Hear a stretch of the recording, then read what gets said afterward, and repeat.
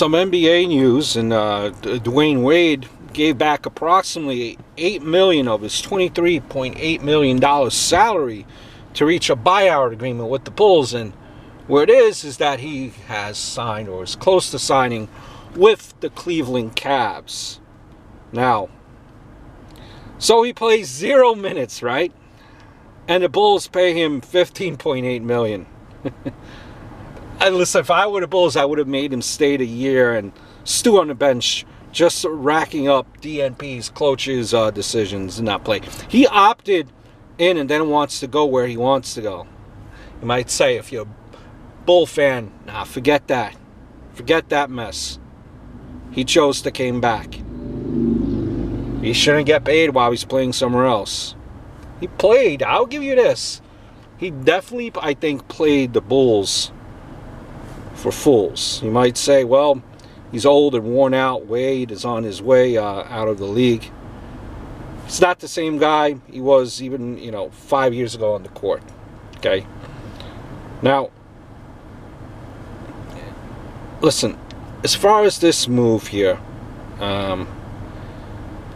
what I can tell you is this is, I think, going to be shaping up to be one of the most exciting seasons ever. You've got, fiery rivalry between the Cavs and Warriors. 3 elite teams that, brought in big-time talent.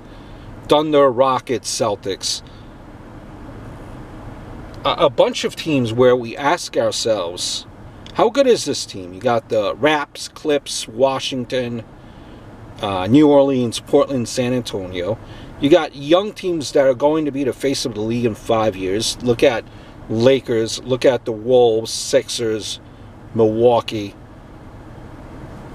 So you got a lot to look at there. I mean, as far as D-Wade going to the Cavs, I'd like it simply because it would push JR, who's the former 6th man of the year, to the bench, making the Cavs that much deeper. Not to mention, D-Wade is it's another capable ball handler and high IQ guy, decision maker as well. When you look at D Rose, JR, Shump, Corver, or Jeff Green, Crowder, Fry, that's a solid bench squad. That's a solid bench right there that you have there. Now, I'll leave you off with this. Now, he might have a better chance to a finals or a ring. But, Dwayne Wade has a bunch of rings.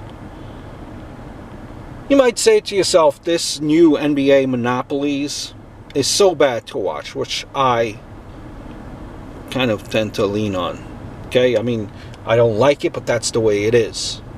I don't like the way the NBA is right now, but that's the way it is. Everyone wants to play with the with their buddies. The entitlement mentality mixed with their name, whoever it may be, even if they're in their twilight years,